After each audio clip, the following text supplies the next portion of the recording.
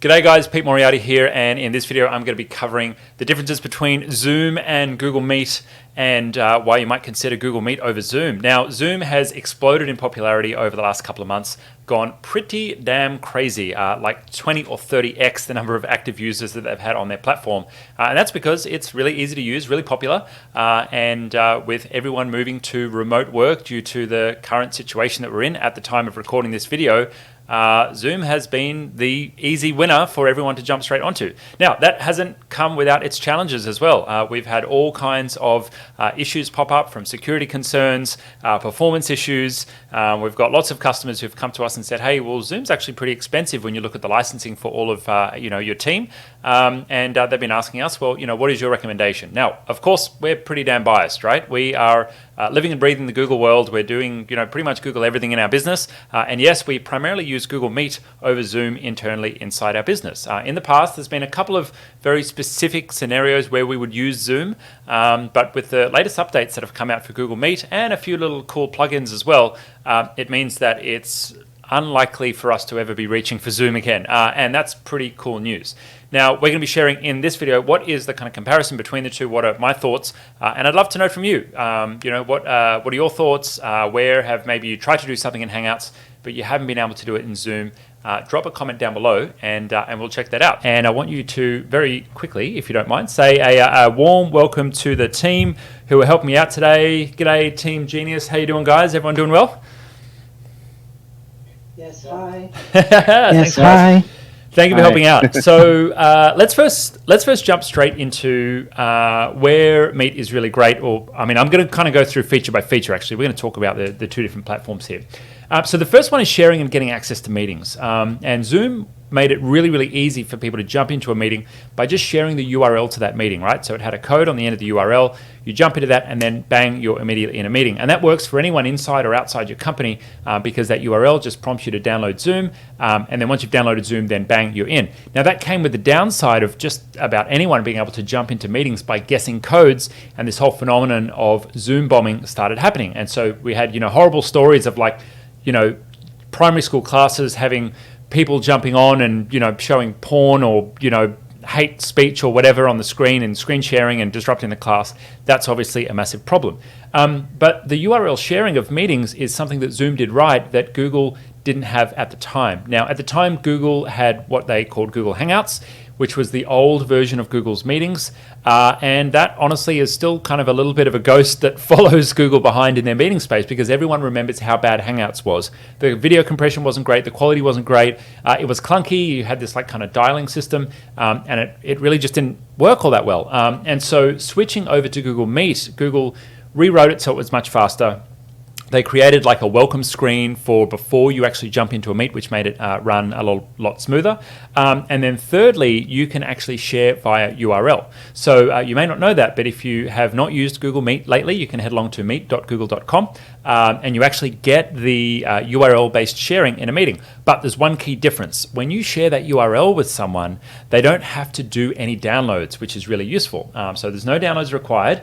But secondly, when you share that URL with someone, if someone outside your company tries to join the meeting, there's a prompt. And that prompt comes up every single time. Now, Zoom have rushed to switch on what they call the waiting room and make that by default inside of Zoom, but they've hidden it in a submenu, so it makes it a little bit hard. Google's had that on from day one. So anytime you share a meeting with someone, it pops up and it basically says admit. So guys, I might even get you to help out. Would someone mind opening this Meet up in an incognito tab, and we can demonstrate what that looks like if someone outside the company tries to join. Now, one of my bugbears with actually using Zoom is that you have to download the app on your computer. One of the great things about Meet is that you're able to actually use Safari, or you can use Chrome. Cool, but you guys get the idea. So basically, once someone requests access, oh, here we go, we got Chad now. Okay, cool. So we have an unverified person trying to access the meeting. You actually have to admit them before they are allowed in. So nice little one there from Google. Okay, so my next feature to compare them on is recording. And this is something where Zoom has really won out, and they did much better than Google in getting that popularity, because recording is so easy in Zoom. You have two options. You can record to the local desktop, or you can record to the cloud. Now, there's been some security concerns with their cloud recording because other people have been able to access it, which is a little bit of a worry. But Zoom really has been the winner here for a long time in that recording meetings has just been a part of it. Whereas with Google Meet, you haven't been able to record meetings until recently, and I'm talking like in the last 6 months or so, the enterprise plan of Google G Suite has allowed recording inside of Meet. And so it's only now if you're on the enterprise plan, and they've made this free temporarily, so they've made this free up until September, but normally on a normal day, it is only available for enterprise customers to have that Meet recording. Now, the recording is excellent. We've had it on our account for since it was released, and we use it all the time. There's a couple of key features that make it even better than Zoom's recording, but I think missing that feature on the basic and the business plans of G Suite is a bit of a misstep for Google because it just makes it harder. Now, that said, if you are on G Suite right now, you get access to recording. So I would recommend you check it out. Now, you have to go and actually switch it on. So if you're a customer of ours, have a chat to our team. They'll help you get it switched on. But if you're not yet a customer of ours, then maybe have a chat to us and the team will help you out. Otherwise, you've got to dig through the admin settings and switch on enterprise recording for your meets. Now, what does that look like? Well, we're currently recording in our screen at the moment. So you can see here up in the top right-hand corner, got the little recording symbol, which means that the meet is actually being recorded. And to switch that on, it's pretty easy. You just click on the more options button down the bottom there, and you can start or stop a recording. Now, you can create multiple recordings inside each meeting, just like you can with Zoom. The cool thing is, and this is what I really love about this, is inside your Google Drive, you can actually see all of your recordings. So it automatically puts it into a folder called Meet Recordings, and then every one of the recordings that you've done when it finally loads just sit there inside your recordings folder inside Google Meet. So that makes it super, super convenient to record things. And especially I find like when we're doing training, when we're, we've got a number of people on the call, and on that training call, we want to demonstrate or share something and turn that into a process that we then put into our process library. It works beautifully because we can do the recording, stop the recording, and then ping, we pop that over into the folder, and then we can embed that into a Google site. We can put it into a Google Classroom, but we've got that video recording already in Drive. Zoom is easier to record, but the management of the recordings is not as great. With Zoom, you've got to go into their cloud portal, download it, or if it's on your computer, you've got to wait for it to convert, and then you've got to upload it from your computer. If you're doing a lot of meetings, which I do meetings basically all day long, that's effectively my job. It means that I don't have to be doing the uploading and the downloading all day long. All of my recordings are just automatically saved to my Google Drive, and if I want to put them in a different folder, I just drag and drop, no uploading or downloading to my local machine. So that feature I really love. The downside of that, and this is where it's kind of like 1 point for each team here, in that the recording actually works better if you're on Zoom in terms of making the recording. Google's better for the storing. So I've covered out recording. Next one is gallery view, and this is where Zoom again have won out for a long period of time. And so we initially were using Zoom because we wanted to have a way of seeing everyone at the same time. And what I'm talking about is what you can see here with the team. Everyone can see each other at the same time. Now, unfortunately, Google Meet's default is to actually only show a couple of people. And so you can see here I've got more people actually on the Meet at the same time at the moment, but that's only because I'm using a third-party plugin. This gallery view, or some people call it Brady Bunch view, is provided by a third-party plugin called Google Meet Grid View, and I'll drop a link to that down below the video. But this is not built into Google by default. Now, Google have announced just yesterday that they're going to be building this feature in, but bloody hell, it took them years. It took them years to actually decide to build the feature in. And I'm just so surprised that Zoom got so far away from Google in terms of popularity before Google have finally decided to switch this on. And so this is thankfully now coming to Google. You can use the Chrome plugin currently to get access to it if you don't currently have access to it in the native application. And this plugin's got a few cool little features like being able to highlight who's speaking and choose whether or not you want to include yourself in the grid. It's basically a rip-off of the version that Zoom have built in natively into their app. Now, here's the thing. Google are focused on user engagement, and they're focused on meetings working well, and they're focused on Google Meet as a product growing amongst the Google user base. One of the things where Google, I think, falls down is they can sometimes have blinders on and not really look at the broader market and what competitors are doing. Now, I understand that, for many years, Google's quality wasn't that good on their meetings because something like Zoom or Skype or any of the other desktop applications actually did a better job with processing video. And so what that meant was when you're actually in a video meeting, the video was much better if you were using Skype or you were using Zoom than it was with Hangouts. It wasn't until they rewrote everything and relaunched as Google Meet that the video quality actually got a whole lot better. But Google kind of didn't watch what the competition were doing. Zoom came along with gallery view, and we ended up using Zoom for gallery view because it was so much more engaging, particularly when we were doing staff parties and team meets where we had 30 people on a call and we had to do a team conference, and we wanted to see everyone's engagement and reactions on an individual basis, whereas Google only was showing the one person speaking, and then even in an update they put out about 3 months ago, you could see just 4 people.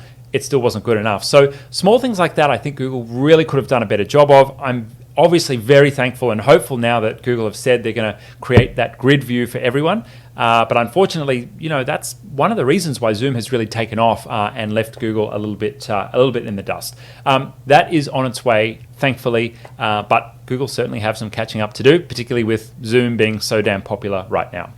So the next one to talk about is security concerns, and we can't talk about Zoom without acknowledging the very serious security concerns that have come up for them over the past few months. Now, I recorded an extended video today just covering all of those, so I'm going to lightly cover them, but from the Zoom bombings, which we already talked about, to databases of Zoom users being leaked. There's over 500,000 Zoom accounts that have been leaked and are being passed around the dark web, to issues where your recordings that are saved in your cloud recordings account are potentially accessible by third parties. There's been 2 bugs identified that can potentially create that. The next one is the encryption level that Zoom said they were using on their encryption on their meetings wasn't actually the encryption they were providing. The encryption they were providing was basically less than half the level of that.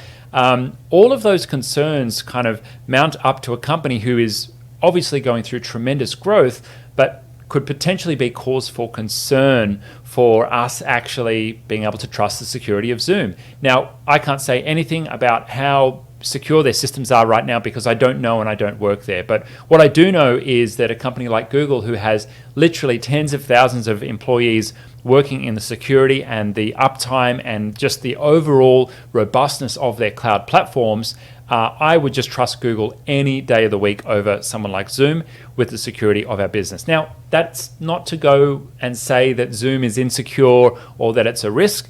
But when you've got a company who are right now scrambling to manage the growth that they're undergoing, and Google are just pretty chill, like they're adding more than 2 million new users per day onto the Google Meet platform, they are not having any issues at all with security. Google are built for scale, and they've got their whole cloud platform running all of the Google Meet infrastructure, just like all the rest of their Google Cloud and G Suite, ecosystem of apps.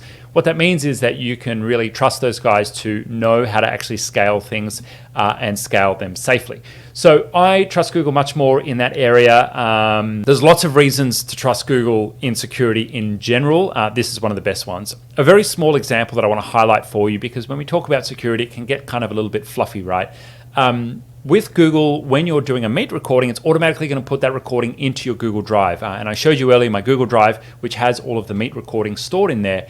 Now, no one can access your Meet recordings because they're locked down with your Google Drive access. And so you're protected by the security of that capsule of your G Suite account. And if you've switched on 2-factor authentication for you and all of your staff, then you know that all of those accounts are well protected, which is pretty damn awesome. All right, now, before we cover the next point, I'm going to take a quick break and check out some of the questions that have been coming through with you guys. So the next one for us to cover off is integrations. And one of my favorite things about both Meet and Zoom is they integrate nicely with Google Calendar. So here's what that looks like. Let me jump into my Google Calendar here. And so you can see my Google Calendar. I'll go ahead and create a test event on the next page here. And basically anytime I add a guest, I'll go ahead and add Angel, our marketing manager. Anytime I add a guest, it's going to automatically pop up and add a meeting there. So you can see I've got Join Hangouts Meet, and it's automatically created a meeting there. You can have up to 250 participants in there, which is part of the enterprise features that's been switched on. And if I choose, I can actually choose to add a Zoom conference there as well. So both of them have integrations into Google Calendar, which is really nice. They work nicely, and it will automatically generate a meeting. Now, thankfully, Zoom will now generate a meeting with a password, which they weren't doing previously, which allowed all of that Zoom bombing to happen. Yeah, thankfully that is now built in. But you can click one button there, automatically add a meeting, and then when I go ahead and click save, I'll send that over. Each person is going to get the meeting there in their calendar. And when they go ahead to click on the calendar link, bang, they can jump straight into the meeting. And this works internally and externally. So if you've got someone else who's maybe outside your company, they can also take advantage of a one-click joining into the meeting with you, which makes it nice and easy to get connected.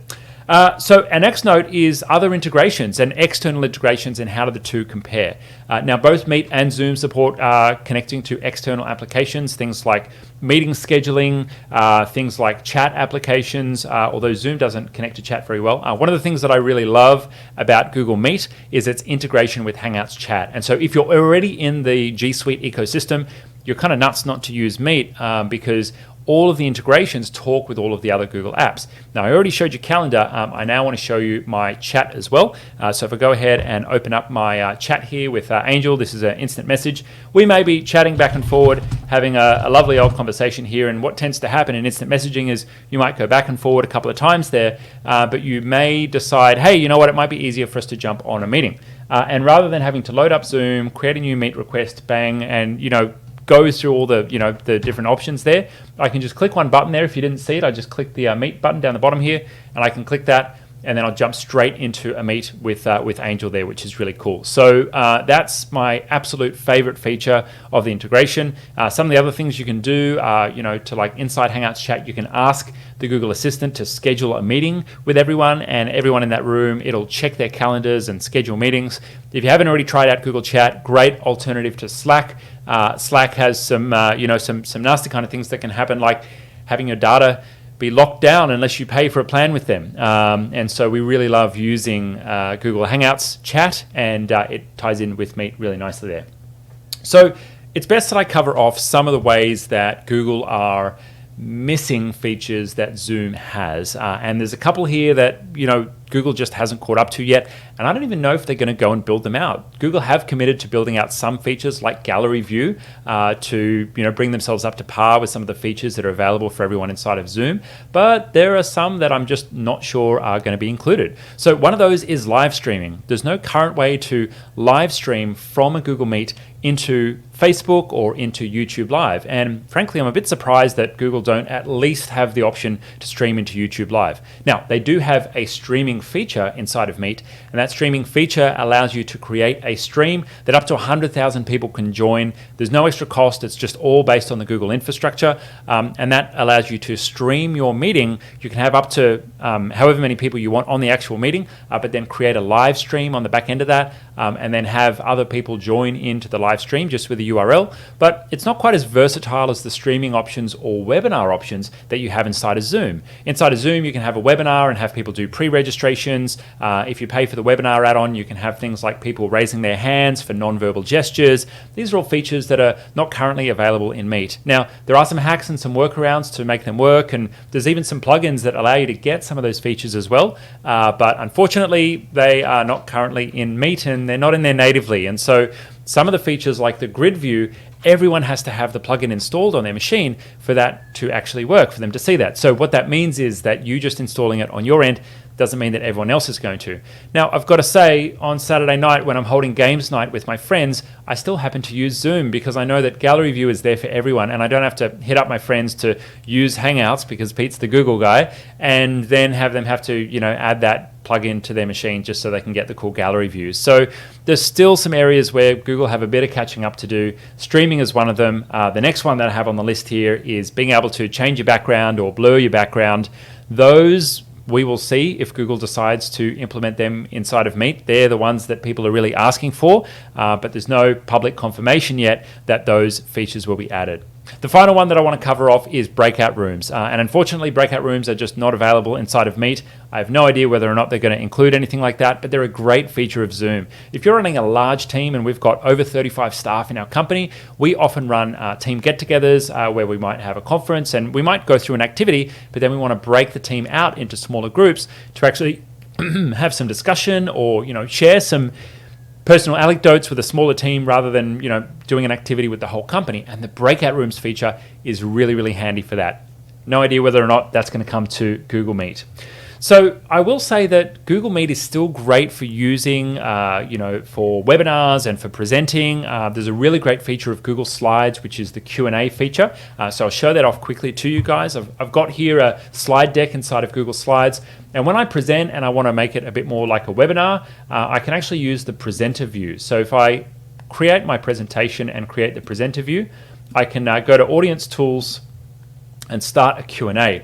And what that does is on top of my slides, it puts a little link there and people can actually go ahead and ask questions. And what will happen is the questions will populate and I might even get the team to throw in some questions here.